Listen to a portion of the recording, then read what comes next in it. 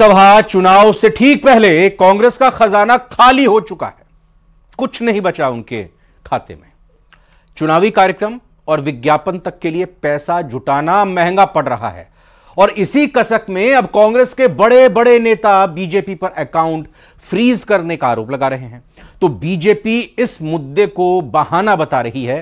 इस रिपोर्ट में आइए आपको दिखाते हैं आखिर चल क्या रहा है।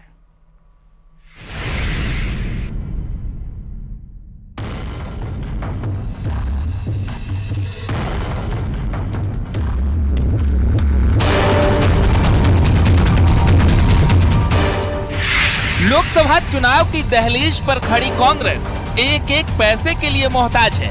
विज्ञापन से लेकर चुनावी कार्यक्रम में होने वाले खर्चों के लिए तरस रही है और आरोप बीजेपी पर लगा रही है। कैसे उन्हें चुनाव लड़ने से रोका जा रहा है, चुनाव नहीं लड़ने के लिए मजबूर किया जा रहा है।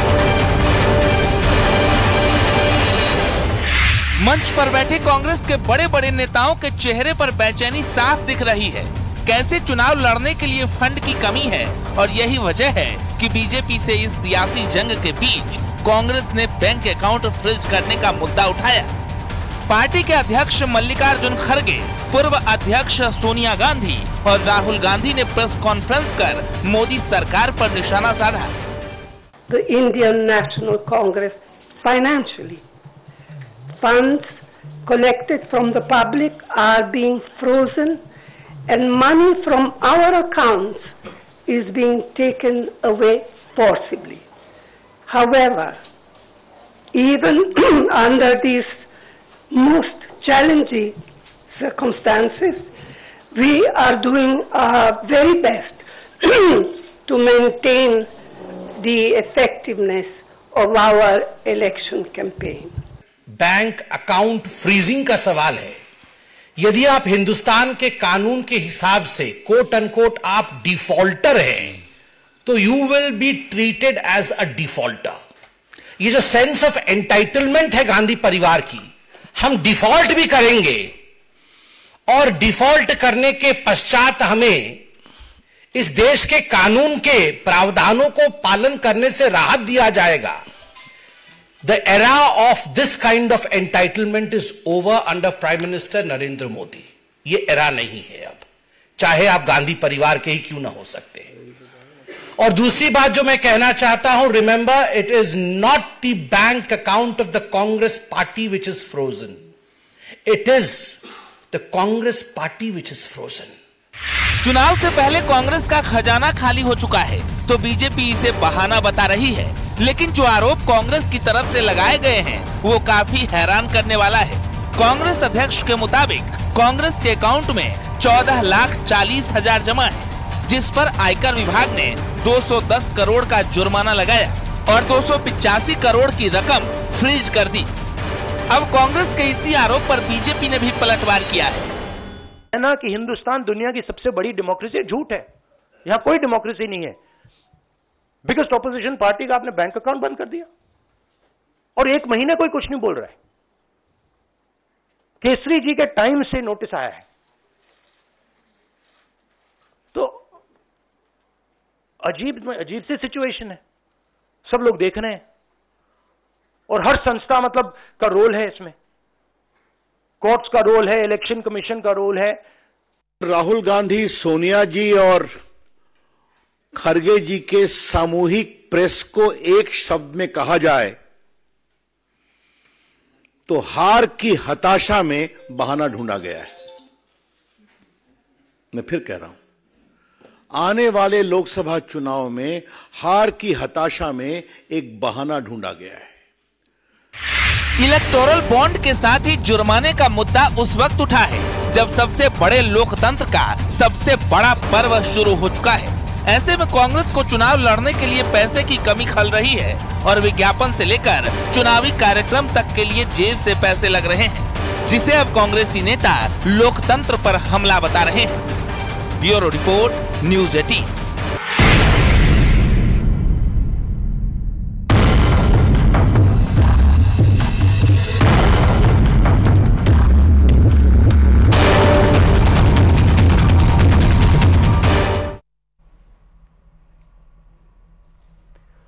और लोकसभा चुनाव की तैयारी हर तरफ से तेज हो गई है। यूपी में बीजेपी का मुकाबला समाजवादी पार्टी के अखिलेश यादव से और कांग्रेस से होगा। वहीं समाजवादी पार्टी से अलग अपनी नई पार्टी बनाने वाले स्वामी मौर्य एक बार फिर से अखिलेश यादव से दोस्ती का हाथ बढ़ा रहे हैं। स्वामी मौर्य खुले मंच से इंडिया गठबंधन का समर्थन कर रहे हैं।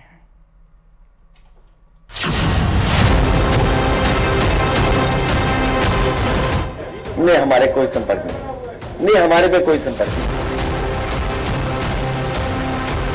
समाजवादी पार्टी के लिए गले की हड्डी बन चुके स्वामी मौर्य एक बार फिर से समाजवादी पार्टी से नजदीकी बढ़ा रहे हैं। खुद सपा से इस्तीफा देने वाले विवादित स्वामी इंडिया गठबंधन का समर्थन करने लगे हैं और बता रहे हैं उनकी लड़ाई बीजेपी से है और दोस्ती राहुल और अखिलेश यादव से है। स्वाभाविक रूप से मिलने के लिए नहीं किया है, पार्टी को स्थापित करने के लिए किया गया है, इसलिए पार्टी आगे बढ़ेगी। हाँ, इतना जरूर है कि इंडिया अलायंस के कदम से कदम मिलाकर के हम चलेंगे। हमारा जिस भी रूप में उपयोग लेना चाहेंगे वो पूरा का पूरा मैं साथ देने के तैयार हूँ। एक तरफ स्वामी प्रसाद मौर्य खुलकर इंडिया गठबंधन का समर्थन कर रहे हैं, तो दूसरी तरफ उस चेहरे पर भी नजर है जो फिलहाल पीलीभीत से बीजेपी के सांसद हैं। लेकिन माना जा रहा है कि वरुण गांधी का बीजेपी से पत्ता कट चुका है, तो अब वो नए साथी की तलाश कर रहे हैं। यानी स्वामी प्रसाद मौर्य सपा का समर्थन कर रहे हैं, तो वरुण गांधी के टिकट पर अब भी कंफ्यूजन है। उत्तर प्रदेश के सियासी गलियारों में फिलहाल इन दो नेताओं की ही चर्चा हो रही है। माना जा रहा है वरुण गांधी बीजेपी से अलग समाजवादी पार्टी के टिकट पर चुनाव लड़ सकते हैं या फिर पीलीभीत सीट पर निर्दलीय ताल ठोक सकते हैं। हालांकि अखिलेश यादव ने स्वामी प्रसाद और वरुण गांधी से कनेक्शन को नकार दिया है।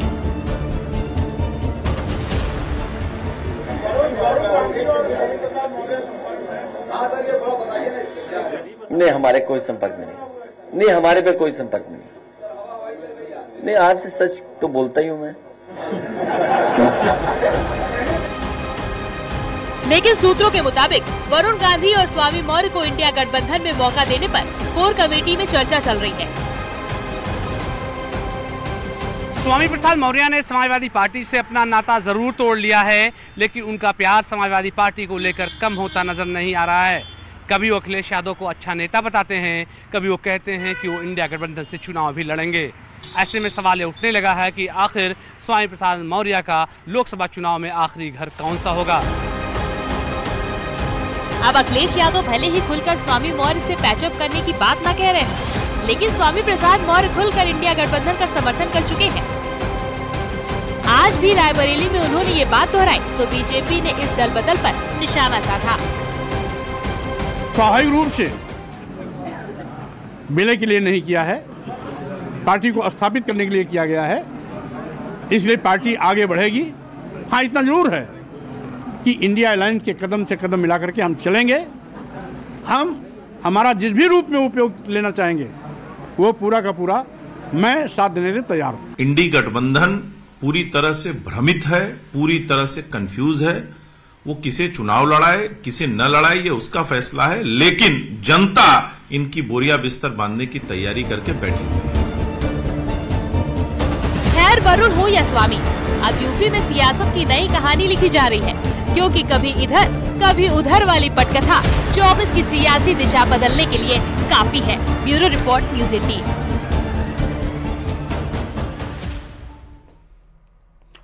इस बीच बड़ी खबर आई है पाकिस्तान के ग्वादर पोर्ट से। खबर यह कि वहां बलूचिस्तान के विद्रोही गुट के लड़ाकों ने बहुत बड़ा हमला कर दिया है। दावा किया गया है कि हथियारों से लैस लड़ाकों ने ग्वादर पोर्ट को घेर लिया और वहां पर ताबड़तोड़ गोलीबारी कर दी। इतना ही नहीं, वहां जोरदार बम धमाकों की भी आवाजें सुनी गईं। खबर है कि इस हमले ने चीन की भी नींद उड़ाकर रख दी है, क्योंकि दावा किया गया कि विद्रोही गुट के लड़ाकों ने वहां चीन के प्रोजेक्ट्स में काम करने वाले उसके नागरिकों को भी निशाना बनाया है। और इस हमले में अब तक 7 लोगों के मारे जाने की खबर सामने आई है।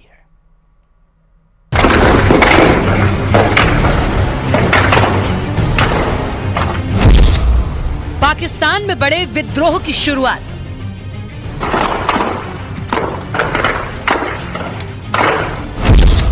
पाकिस्तान के ग्वादर पोर्ट पर बड़ा हमला।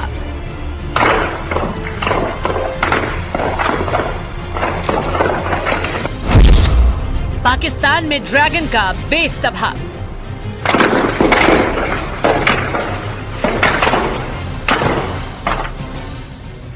पाकिस्तान के ग्वादर पोर्ट पर हथियारों से लैस लड़ाकों ने बड़ा हमला कर दिया। ग्वादर पोर्ट को घेरकर लड़ाकों ने जबरदस्त गोलीबारी और बम धमाके किए। लड़ाकों ने इतनी ज्यादा गोलियां बरसाई कि पूरा इलाका दहल गया।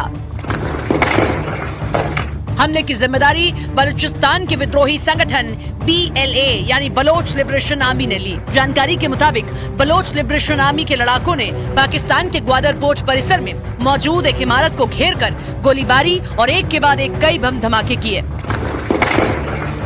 वहीं दावा किया गया कि BLA के इस हमले ने पाकिस्तान से लेकर चीन तक खलबली मचा दी, क्योंकि पाकिस्तान मीडिया के मुताबिक जिस इमारत पर हमला हुआ उसमें चीन के उन इंजीनियर्स के भी दफ्तर हैं जो चीन पाकिस्तान इकोनॉमिक कॉरिडोर प्रोजेक्ट में काम कर रहे हैं। चीन के इस प्रोजेक्ट में काम करने वाले उसके नागरिकों पर पहले भी कई बार हमले हो चुके हैं। यही वजह रही कि चीन ने कुछ दिन पहले ही पाकिस्तान सरकार से उनकी सुरक्षा बढ़ाने की मांग की थी। पाकिस्तान के ग्वादर पोर्ट पर विद्रोहियों के हमले ने एक बार फिर पाकिस्तान के चीनी नागरिकों को सुरक्षा मजबूत करने के दावे की पोल खोल दी, क्योंकि BLA के लड़ाकों ने चीन के इंजीनियरों के दफ्तरों के साथ साथ पाकिस्तान की खुफिया एजेंसी ISI के अड्डे पर भी दहशत फैला दी।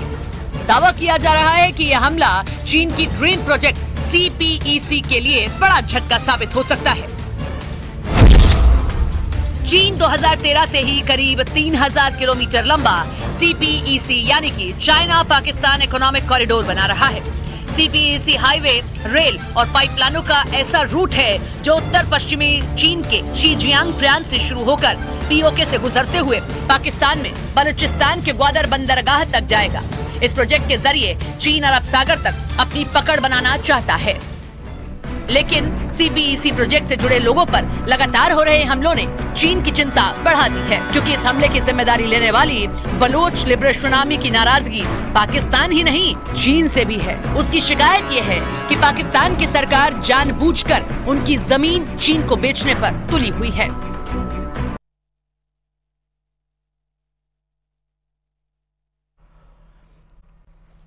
मौसम का चक्र पहले की तुलना में अब थोड़ा बदल गया है।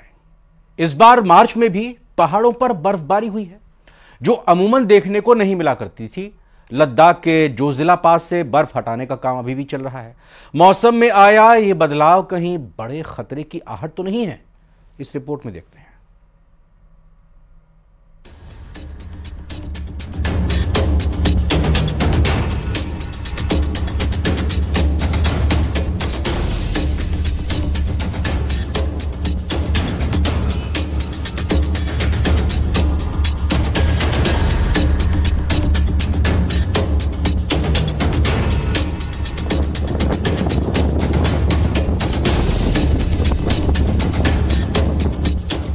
जम्मू कश्मीर हो या हिमाचल प्रदेश या फिर उत्तराखंड, इन तीनों पहाड़ी राज्यों में इस बार बर्फबारी काफी देर से हुई।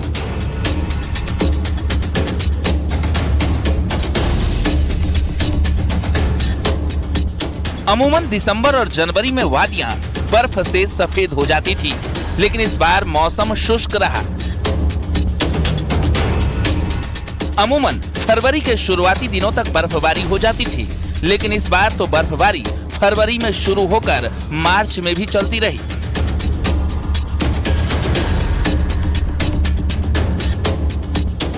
मौसम विभाग के मुताबिक वेस्टर्न डिस्टरबेंस की वजह से मार्च में भी बर्फबारी का नजारा देखने को मिला।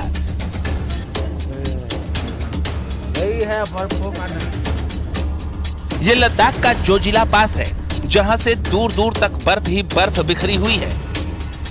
फरवरी और मार्च में हुई बर्फबारी से पूरे इलाके में सफेदी छाई हुई है। बीआरओ की टीम लगातार बर्फ हटाने के काम में लगी हुई है, लेकिन बर्फबारी इतनी हुई है जिससे सड़क बार बार बंद हो रही है।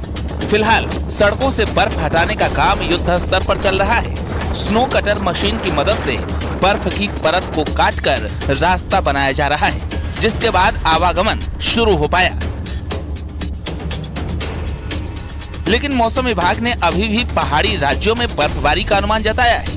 होली से पहले उत्तराखंड में भी बर्फबारी की संभावना बताई गई है। उत्तरकाशी, चमोली और पिथौरागढ़ के ऊंचाई वाले इलाकों में हल्की बर्फबारी और बारिश का अनुमान है।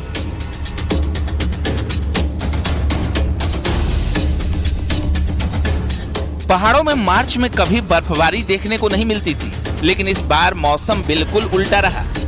मौसम वैज्ञानिकों के मुताबिक सर्दी के समय में तापमान में 1 डिग्री के इजाफा होने की वजह से ग्लेशियर 3 किलोमीटर तक खिसक चुके हैं और इसी वजह से बर्फबारी का समय भी आगे खिसक गया है। इसी वजह से बर्फबारी के समय में करीब 1.5 महीने का अंतर आ चुका है। आने वाले सालों के लिए यह अच्छा संकेत नहीं है। आशंका है कि अगर ऐसा ही चलता रहा तो आने वाले 8 से 10 साल में बर्फबारी के समय में पूरी तरह से बदलाव आ जाएगा। स्पेशल रिपोर्ट के इस बुलेटिन में फिलहाल इतना ही। एक ब्रेक का वक्त है। ब्रेक के बाद फटाफट खबरें देखिए सहयोगी प्रियंका राय के साथ।